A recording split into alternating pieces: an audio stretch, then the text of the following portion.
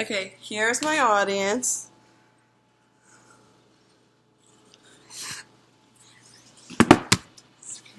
Okay.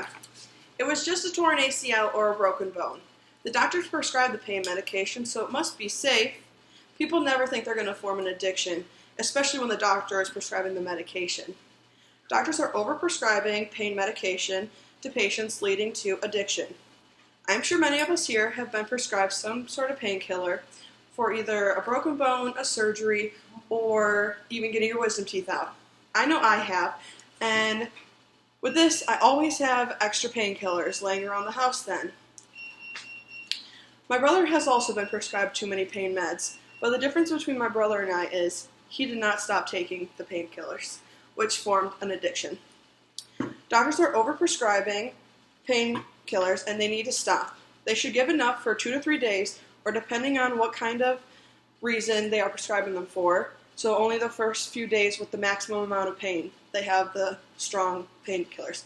And then they should switch to over-the-counter drugs such as ibuprofen or Aleve. These over-the-counter drugs are not as strong and addictive as the painkillers being prescribed.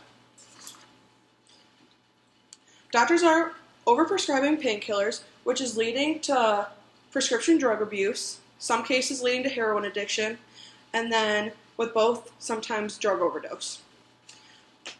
When the doctor overprescribes painkillers, it can lead to drug abuse. According to the National Institute on Drug Abuse website, the article America's Addiction to Opioids, Heroin and Prescription Drug Abuse, published in May 2014, the number of prescriptions for opioids like hydrocodone and oxycodone products have escalated from around 76 million in 1991 to nearly 207 million in 2013. With the United States, their biggest consumer globally, accounting for almost 100% of the world's total for hydrocodone, otherwise known as Vicodin, and then 21% of oxycodone. America is the leading consumer in prescription painkillers and has over doubled in amount of prescriptions in a little over 10 years. America has not changed that much in population, so why has the amount of painkiller prescriptions gone up so dramatically? Another one, Narcon, an organization that talks about narcotic abuse and getting help, states in all more than 6 million Americans abuse prescription drugs each year. That number is steeply up from 3.8 million in 2000. We can clearly see there is a correlation with the amount of prescriptions being given out and the amount of people abusing prescription drugs. With both of these rising at accelerated paces, I know from firsthand that these drugs can easily be abused. My brother was addicted to Vicodin and then soon after moved to oxycodone. He was prescribed these medications because he was injured while at work. He slipped and fell on ice, and the doctor, instead of fixing his back and working with him, just gave him painkillers to help mask the pain. Once the prescription was up, though, my brother was already addicted, and so he had to go elsewhere to look for these drugs. With this, he went and was stealing lots of money from my parents to buy these pills off the street.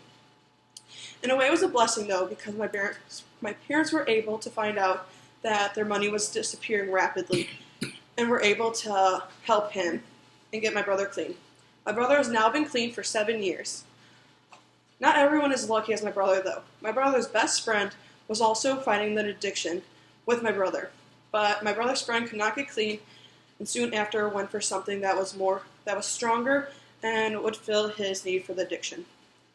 Once people have formed an addiction to prescription painkillers, many users switch to heroin. Valley Hope Association, an organization focused to treat addiction, posted in October 2015, some people choose to turn to heroin because it's often much stronger than most prescribed medications. This would allow the addict to use less of the drug and the same effect, but they would have to take way less. People who are addicted to drugs soon become immune to the painkillers and have to up their dose. Many of the people choose to switch to heroin because it is much stronger and it's less money for them. According to the Center of Disease Control and Prevention's article, Today's Heroin Epidemic, 45% of people who used heroin were also addicted to prescription painkillers. My brother's friend is part of that statistic, which is very sad because heroin is a hard drug to get clean from. Ben was not getting as high from the painkillers anymore and decided to switch to heroin. As you can see, these two stories, some people can get clean and some people it is tougher to get clean.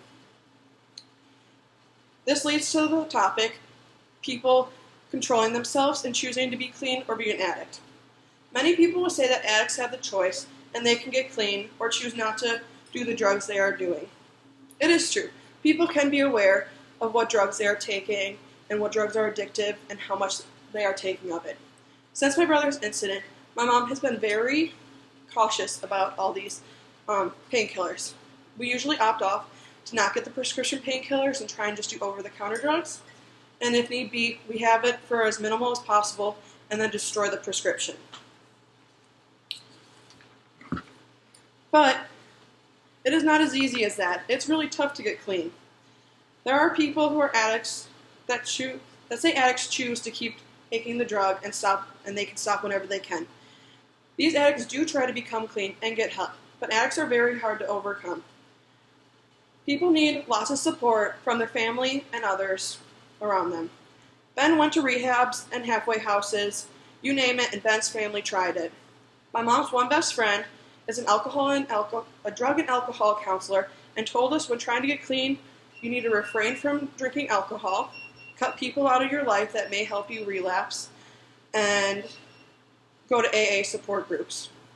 With the family and strict rules, my family held my brother. My brother was able to get clean, but Ben sadly was not. Since we can see how difficult it is to get clean from addiction, this leads to the last stop for some people. In the end, many people abusing these drugs raise the risk of having an overdose and dying. Found on the National Institute of Drug Abuse page, there's an article about overdoses. We can see that prescription painkiller deaths have been a lot and been rising, and they're mostly steady. But then we see the heroin. Heroin has skyrocketed over the past few years. But then we can think about how many of those people that died of heroin were addicted to painkillers first and then switched to heroin. One thing I did not mention about Ben, my brother's best friend, Ben died of a heroin overdose at the end of January. Ben was only 28 years old. That is way too young to die of a heroin overdose.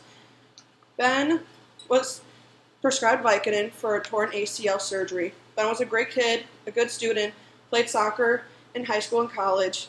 If Ben was not prescribed those pills, Ben may still be alive right now, sharing his heartwarming smile. Now that we have gone through some of the cons of doctors overprescribing painkillers to patients and how it can lead to addiction to painkillers and in some cases lead to heroin addiction, which both can result in overdose and death, doctors need to stop overprescribing painkillers for the benefit of the community. Next time you or someone close to you is getting prescribed painkillers, think about how much you're taking and when you actually need them, opposed to when you think you need them. We need to be our own advocates to protect ourselves from forming these addictions. Here's my audience.